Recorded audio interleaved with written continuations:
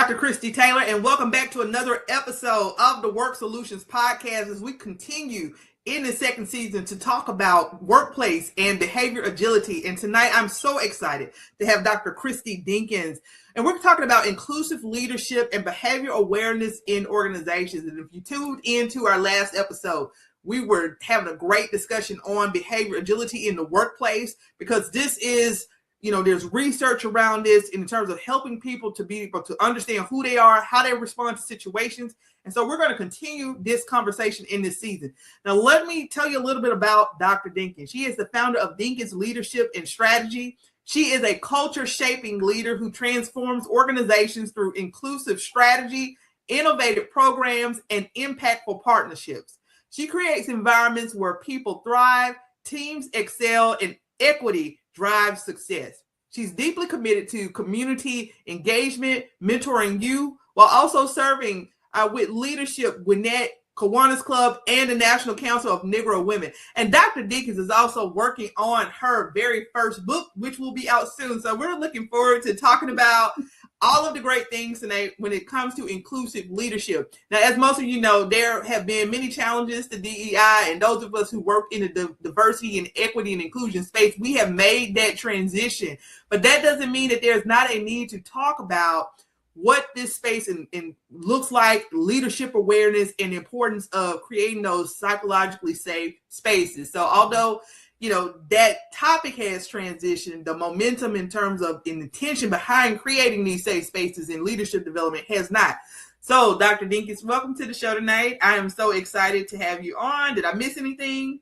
No, you got it all. Thank you so much, Dr. Taylor, for the introduction. You're like my big sister, so this feels like home to me. This feels like we're going to be talking about some good things here tonight. It's going to be a great conversation. And we were just talking offline about some of the things we were planning to do this summer, future collaborations, because, it's always great when you feel like you're at home because the conversation just flows, right? Flows. So when you hear the term inclusive leadership, what does that look like in an everyday behavior inside of an organization? Because the biggest thing right now is just helping leaders to understand how to be more self-aware, right? Mm-hmm. And sometimes, from my perspective, a leader may not always understand their sphere of influence. So when we talk about inclusive leadership, what does that look like in an everyday behavior? Well, this is a fact that you and I both know, that even though 95% of leaders believe they're self-aware, only about 10 to 15% are, right? And so it starts with the self-awareness piece, right? It starts with you realizing the type of leader you are. You realizing those verbal and nonverbal cues that you're giving to your people. Because what we do know is inclusive leadership is just it's not something that just comes natural to everybody. Some people have to work a little harder at it, and that's okay. Like, we have to adjust due to personality styles. We have to adjust due to cultural differences during work experiences. So as we're doing all those things and trying to be an inclusive leader, you have to, be aware of how you're showing up in the space for your people. And then also being aware of your people. So being also socially aware, being aware of your company's culture, whatever is, happening there, you need to just be aware of all those things. Realizing who's being invited into the space, right? Who are the people who are the dominant voices in the space, and who are the people who aren't saying much, and how do we invite those voices in the space and invite the people at the table so that all voices can be heard? All of that is kind of, included when you're talking about inclusive leadership and, who actually gets their ideas heard. A lot of times you'll have a lot of people where they have like a top-down model, or, all the VPs and the chiefs, they have all these thoughts, and then you have the worker bees doing all the things, and you never hear the great ideas, the innovative ideas they have. So when you create space where the worker bees, or the people on, I'm going to say on my level, are able to voice their opinions and say the things that need to be said, they're the ones that have, their boots on the ground. They're doing all the work. If you have clients that you're working with, if you have people in the community that you're working with, they're the ones actually engaging with the community. They're the ones who are doing all the work. Yeah. So why not get their voices heard? Why not understand kind of where they're coming from? They can give you the truth. They'll give you what you need to hear from the community, being flexible when it comes to those realities that people are facing, right? They can tell you, I talked to this pharmacists in the community, and this is the stuff that's happening with, Latino communities, with, all these different groups right here. They talked to this teacher. They had a conversation with a teacher, and this is what's going on with their school right now. And so if you're not talking to those people, you really don't know what's going on. So inviting those people so that they have a space and basically a seat at the table so that they can understand how they're also contributing to the company as well. No, it's so well said, because when we talk about that seat at the table, I was actually just looking at some literature last night, and we talk about reasons why employees leave companies and organizations, right? And it's because, how many of you have if you listen in, or even you, Dr. Dinkins, you've experienced this? I'm gonna call you Dr. Dinkins because we both have the wonderful name of Christy, right? Absolutely. Right, but companies will say, we're doing a survey. We want to know your opinion and perspective, and then you voice your opinion in that survey, or maybe a focus group, right? Because you think that, like you said, these are the people on the ground floor that are doing the work, and then the companies collect all of the data, but then there's no change, right? That's one of the number one reasons when people feel like my voice isn't being heard, or it was just a false sense of security, right? So when we bring people to the table, we have to actually include them in that conversation. And true leaders, when we talk about the behaviors that they project, that self-awareness that you mentioned, but true leaders are also going to not only listen, but they're going to take that step to build that bridge so that they can make the change within their organization. Now, they might not be able to take every suggestion, right? But they can listen. And if they said they're going to follow up on something, that is part of leadership, because people are going to hold you accountable. They hold you to your word. So, even if it's small wins, and then explaining that the bigger change takes time, but you will get that buy-in with your people and your team. I want to stay on this topic of behavior awareness, because you started this also well, right? When we talk about behavior awareness and influence, and how it influences the way that leaders build trust and connection, I kind of just mentioned it. How does that behavior awareness actually influence the way that leaders build that trust and connection across their diverse teams? Well, when you think about things like psychological safety, right? You want to create environments that are psychologically safe for people to make mistakes and feel like they're not going to get fired, or feel like they're not going to be judged. You also want to create space where feedback is a cyclical process. It's not just the top giving feedback to the people beneath them, their direct reports.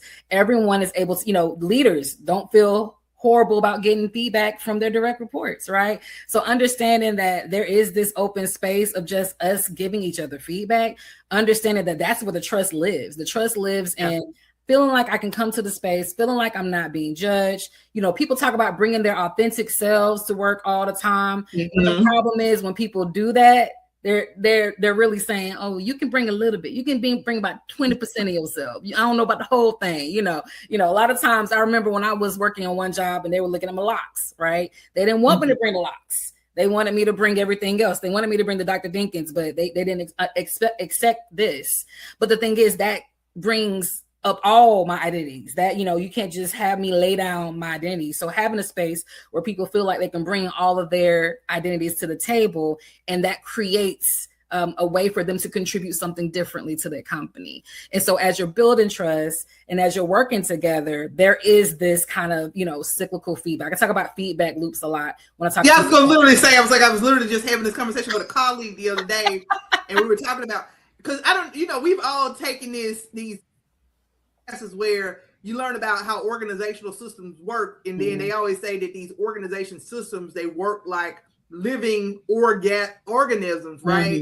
And they're organizations themselves are organizations made up of cells, and they are alive, and then you have these feedback and communication loops. I was literally just thinking about that as you were talking, because I just had a conversation with a colleague. Right? Yeah. And so one of my clients was just telling me how he was implementing feedback loops with his team, and how, of course, the first time it happened, it wasn't easy, right? He needed to practice it a few times. It took a couple of months for him and his team to feel comfortable doing it. And so now it's becoming a routine for them. Now they feel comfortable in meetings where they're collaborating with other teams, or when they're talking about collaborating with each other and doing all those different things. And so they do feel safer now. They do feel like, they're contributing something that's meaningful, that can create some impact for their teams. And, what I will say, kind of going back to that trust trust piece, a lot of times when people don't trust their leaders, it's because they don't believe in or buy into what we're talking about, right? If they don't know the reason why they're at this meeting, or the reason why they're at the table, or the reason why they're doing this job, if there's not like a goal that we're trying to achieve, and that goal isn't transparent with everyone, you're not going to get buy-in, right? Yeah. And so if you don't get, this could have been an email. Right. And if you don't get buy-in, then what's the point, right? And so as long as we all have that one goal, that everyone, we might not agree on all the things. We have a lot of debates about what should be done, what process should take in place, what systems we should use. At the end of the day, if we all have this one same goal, then that should be the only thing that we're all focused on. If it's not about that, then why are we doing it at all?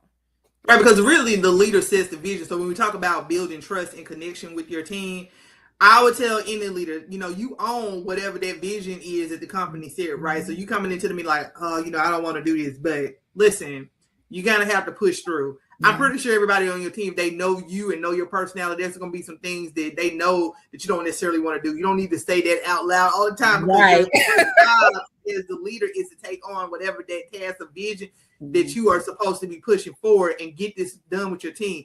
Because again, you set the come and go. Something as simple as you having meeting minutes, you having an agenda, meeting minutes, right? And points of reference. You would just those little things to show that you're organized, you're in control, that you're in front of it, right? Yeah. Doing the round robins where you don't get long-winded, but you still give everybody the chance to speak. It's like having those type of structures. That stuff really works in terms of creating a process and a flow within your team and organization. It kind of sets the tone for this is how this person leads, right? Yeah. Saying I have an open door policy, but then closing the door all the time. But then we, on the other hand, have to realize that sometimes leaders do need to close the door because they do actually have to get work done and have deadlines. Yeah. So maybe you get those moments where, you're passing by, you're talking to people, and then you can make those clean. But that's important. Stopping by, talking to people around that water cooler. They might not talk to the leader at the water cooler, right? But stopping by people, see how they're doing without coming across as being a micromanager. Because again, when we talk about behaviors, it's really having that sense of awareness as a leader of, how do people perceive me and what is my connection? Because again, based on them knowing you, when something comes down that you don't necessarily want to do, but you can't say it, but you still proceed, they know you, and they know that what you're doing is for the greater good because they have that trust in you. Right. And then having those things in place. So when we talk about behavior awareness, it's such a critical skill for leaders who want to create those environments where people feel valued. What are some things that they can do? We kind of gave some hints there, right? But what are some things that they can do when it comes to creating and cultivating those environments? Well, the first thing I will say, and I kind of alluded to this a little bit, was watch those verbal and nonverbal cues. So whether you're virtual, in a virtual space, let's just say your team is spread across the country, right? And, you look uninterested in somebody got on to me about that the other day, because I'm like, I literally do leadership development, and I said, well, we're always in development. Always. You see it on my face, but I'm like, but that's what we're the same, because I wear it on my face too. I do not have a poker face, and I'm proud of that. But at the same time, I've also been working on making sure my face is receptive to what other people are saying. Yeah. And so with that, sometimes I have found myself, like, I will find little things like little fidgets and stuff to remind myself. Like, so I have like these different things that I have on my desk to remind myself how to center myself back. Right. So noticing those cues, or even if it's like in person, let's just say there's like an in-person meeting, whether it's a one-on-one or you have the team in a conference room or something. And the one thing you want to do is make sure that, one, you have a reason, you have a way to keep everyone engaged. I'm not the type of person that I'm going to be talking the entire time, right? So if I'm talking about, first of all, I start with icebreakers. I try to, mix it up based on personality. So if someone, I might ask, "All right, what y'all do this weekend?" Or what favorite, what are you watching on Netflix right now? What are you binge watching? Like different things to kind of make sure that everyone feels comfortable, because you don't know how people are really showing up sometimes. Yeah, if you have people that are online, sometimes I've said throw an emoji in the chat. How you feeling? Right. Let me know how you feeling, right? Just connect with people. Right, connections. And I one of my clients, she was saying that, for most of her meetings, I was telling her about agendas. I said, people have to at least know why they're there, where they're going to be accountable for, and what are they leaving with. And so she was just like, I just don't understand this. And I was like, I'd rather have meetings where people like feel connected. And I said, well, you can incorporate that. You can put that in the beginning and the end of your meeting.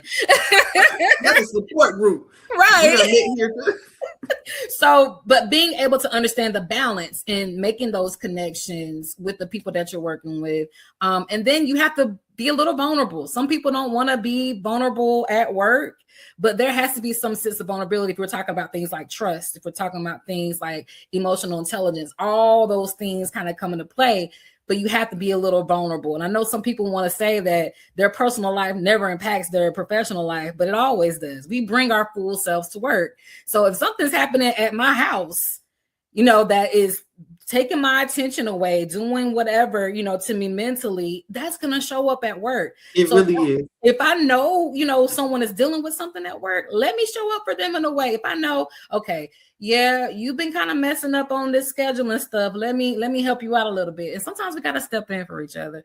So those things matter. Making those connections matter. So yes, we got to get to the business of it. I'm all about the data. I'm all about getting to the business of it. But I've also had to learn from someone who came from a data-driven company to a company that's not so data-driven, how to adjust, how to make those adjustments, talking about that behavioral agility, make those adjustments for the people who are like, I want to be buddy. I want kumbaya. I want the connections. And I'm like, yeah, this meeting is still not going to be long though. So like, how you feeling?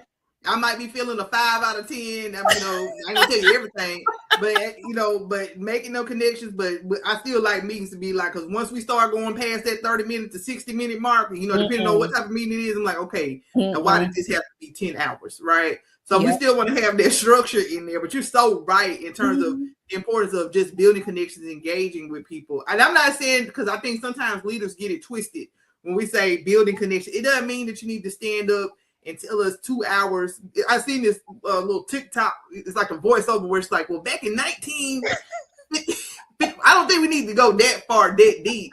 But just to, hey, it's how you doing and connecting and seeing how people's weekends were. But everybody asks the same question, right? So figure out different ways to connect with people, even beyond that question, and remember things about people. Take notes about the people that you're managing and leading. Notice little things about them, right? So that they can know, okay, she really pays attention. They said they wanted to do something with their career. It's okay for you as a leader to take notes on your people in terms of little things that you learn about them. So what's their birthday? What are some things, their goals? And then when you have projects that pop up, if this is going to develop them, you can even, Christy, I recognize that you told me that you wanted to do this. So this project pop up, is this something that you'll be interested in? Because that helps, again, build connection and trust. And then also going back to emotional intelligence, I have been studying a lot on conflict management, right? And a lot of it has always kind of been total, collaborate and compromise. And, we've heard those terms before. And some of the things I'm learning is like, there's not going to be in every space where you're going. Ideally, we want to get to collaboration, but in every space, you might just accommodate. Because, you have to pick and choose the importance of something on an agenda in terms of, is this worth my time, right? Yeah. You might compete if you feel like it's a resource that you really need. So leaders have to really understand those dynamics and how to navigate and through those. This is so much, Christy, Dr. Dinkins. This is so much of why when I write and do research, I write a lot about, I'm not saying that I'm going full spec. I will never be full throttle in the change management space. But so much of the work that I do in research, when we talk about emotional management and all those things, it really delves in that area, because leaders, when we recognize our sphere of influence, and can have these difficult conversations. And so we talk about creating safe spaces. When we can create safe spaces and have these difficult conversations, it helps us with the bigger picture of being able to navigate through change, right? You can have the hard conversations about personalities and dynamics, right? Then when it comes to leading organizational change, now you actually understand personalities and dynamics. So now you can actually facilitate conversations around change with in your organization, and you actually have the emotional depth and the aptitude, knowing your people, know who to put as champions of that change, know who to resist, right? Yeah. Now, research a lot about resistance to change in organizations. People just don't want to be out of their comfort zone. But part of when we talk about behavior adaptation and awareness, is not just understanding who you are, right? But to the depth that you can, the team that you're leading, understanding them. Yes. So that leads me to my next question. Let's look at it from an organizational standpoint, right? How can organizations move from talking about inclusion to actually practicing it through consistent leadership behavior? Well, I would say to hire people like you and me. I would say that first. But seriously, like large contracts. Oh yeah, absolutely. But I say that because it normally takes somebody from the outside to let you know kind of where your pain points are, to where, you know, let you see where your gaps are. Because a lot of times you're like, oh, this is the way we've always done it. And you don't see a problem where there is a problem. Right. And so as soon as I hear that the answer is this is the way that we're always doing it, and I'm like, and that's why we get the results that we're always getting. There we go. And so that would be the first thing I would say, is get somebody from the outside to, you know, do a full-on swoop, whatever analysis that's going to look like for your organization, do that. The other thing I would say is really try to develop programs. I talk a lot about reverse mentoring. And so reverse mentoring, you know, is, you know, you typically you would have someone leadership role mentoring somebody who might be entry level or however many years they've had in the company, but understanding that it's a, you know, reciprocal relationship, right? So you can have the person who doesn't have that many years of experience at the company to mentor the person who's been there for 30, 40 years. You can have that person who is Gen Z to mentor someone who is Gen X. It's very possible because you can learn different things, right? Technology has changed over time. All these different things have changed over time. So everybody has their strengths that they can communicate with each other to be able to create stronger teams. I want to comment on that reverse mentoring because I'm literally designing a mentoring program right now. And part of the data set that I'm assessing is, because then we go with the analytics, right? Not only is, because I don't know if you've ever heard of Kirkpatrick, the Kirkpatrick model, but this is program evaluation. And so to get my level 4, because that's what I'm aiming for with this program, I'm actually doing reverse mentoring, because what happened was I put the assessment together and forgot to weed out the mentors from the competencies that I'm assessing, right? And so the mentors answered the questions. And I said, well, what can we garner from this? We can do reverse mentoring, right? What do they get out of this at the end of the program? And then another point I was going to say, I'm you know, looking at some research in terms of reverse mentoring and its impact on, right? You have an older population and then versus a younger population. How do you kind of mix and mingle that, where one group has all of this leadership and background and experience with the organization? This is really the HR in me is kicking in. Part of succession planning, right? Is you know, one group is coming in that has these technological skills, but then you have this other seasoned group of individuals who has all of the knowledge in the company. And so reverse mentoring can take place there too, right? As part of even succession planning for the organization, because as people start to retire and they want to transition out, you can still be helping them to upskill, because you can't, from an HR side, legally, you can't just go, when you're leaving. You can't do that, right? But you can help them to build their skills. That's an opportunity to upskill, but then they're also passing on their knowledge to another group, because they might stay on in the company part-time. They might do other things, right, as they transition out and find it. So reverse mentoring is a pretty new concept that only in the past couple of weeks that I was like, okay, as I maximize the data that I get from my own programs, what can I leverage? And that's really came out. I said, you know, I never thought about that. And I said, you know, and I've set up multiple mentoring programs before, but that's just like, okay, this is a way to get some great data on the impact of even these programs on the people who are being serving as mentors, right? Right. So you have been recognized for building, because you're a partnership builder. I had to make you update your title on there with, you know, your organization, because you came in strong with community engagement and partnerships. That's what you had put originally under your title. You have been recognized for building strong partnerships between community organizations. And so when it comes to doing that and partnership management and bringing people on board, this weekend I had and so by the time you guys are hearing this, it's probably going to be a couple of weeks down the road, but I had an opportunity this weekend to participate in a community forum, and I'm serving as working as an instructor on a project with a nonprofit. But then they have all of these community agencies that came in who are supporting the initiatives that we're doing, and we talk about what it took to get those people in the room, right? To be able to want to support that. How has behavioral awareness helped you to navigate relationships across the different groups and stakeholders? That's a good question. It has helped me to kind of reframe how I approach partnerships. So I am the type of leader now. I'll just say what I do now. Now what I do is, I have these potential partnership meetings and I will literally listen. It's literally like a listening session. I don't want to go in talking about the services I offer. I don't want to go in talking about what I could do for you. I want to hear, okay, for your organization, what do you need? Right. And sometimes they don't know how to answer that. Okay. So then I ask even more probing questions. What is leadership like? What does leadership development look like? What does mentorship like? Do you feel like you have a mentor? Do you feel like you have a sponsor? Do you feel psychologically safe here? If you don't know what that means, do you trust your leader? So I start asking these questions and they start talking. And so then I listen. So I write down my little notes. So instead of me going in and saying, okay, this is what I'm going to do for you, I'm like, well, tell me what you need. Because a lot of times people will go into these partnerships talking about what I can offer you, what I can do. These are my fees, and not even thinking about, well, we don't even need that. Like, what's the whole point of this conversation?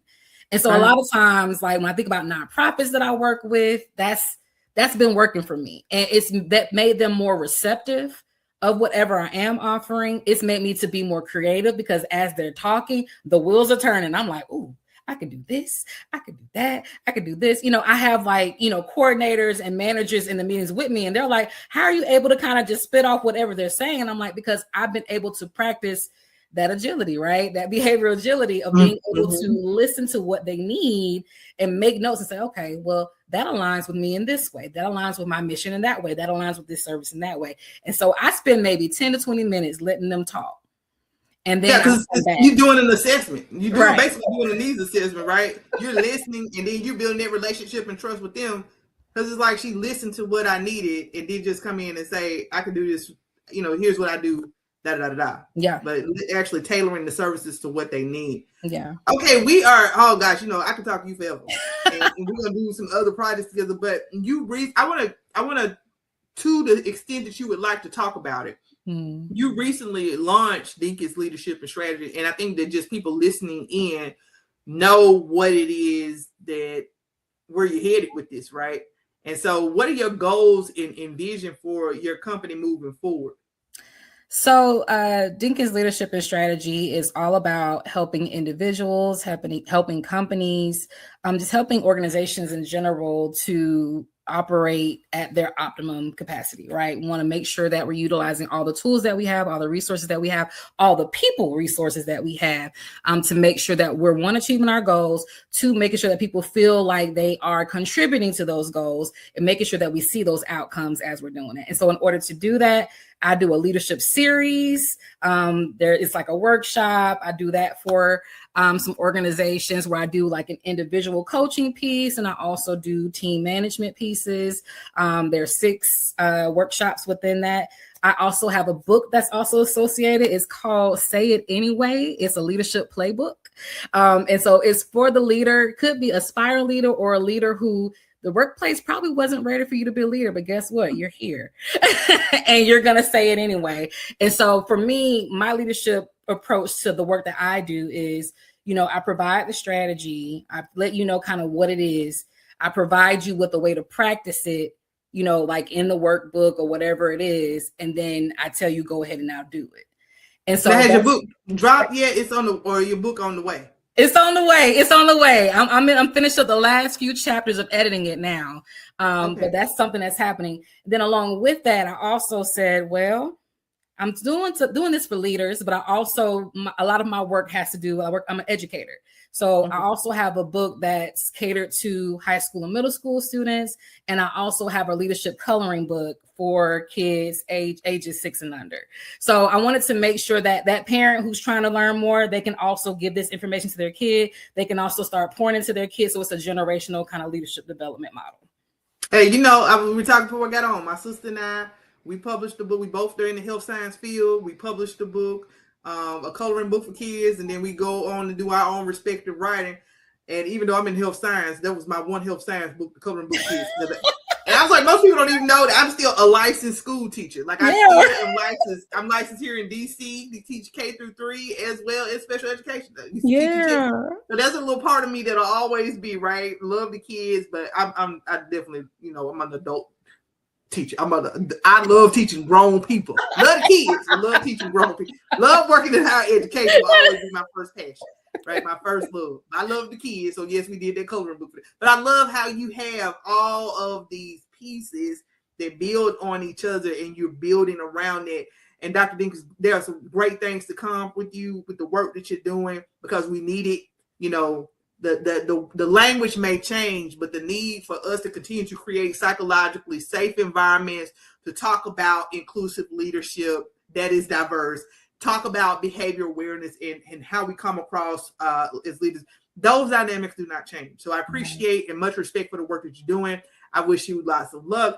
Any final words of wisdom that you want to share with the audience before we wrap it up tonight? Well, I will just say this. Thank you, Dr. Taylor, one, for inviting me. Thank you for having me and all the things we're going to do. I'm excited about it because you already know, little sister, big sis, I got you, you got me. So I appreciate you. But everyone who's listening, please feel free to follow me on LinkedIn, Dr. Christy Dinkins. I accept a little bit everybody. So if you send me connection requests, make sure you let me know if there's something that some way I can support you throughout your leadership journey. Just let me know, and I'll be there to support the way I can. But thank you. All right, guys. Thanks for tuning in to another great episode. We are quickly getting to the end of season 2 of the WORxK Solutions Podcast. I think we have about 3 or 4 more episodes to go. But today was a great conversation. It will not be the last conversation or the last collaboration that you see with myself and Dr. Dinkins. We got some great things ahead. Again, thanks for tuning in. You can catch it. Again, we air on Thursdays at 1 p.m., but then you can also catch the replay the following Tuesday. So we'll be out shortly, and thanks for checking us out. Have a great day.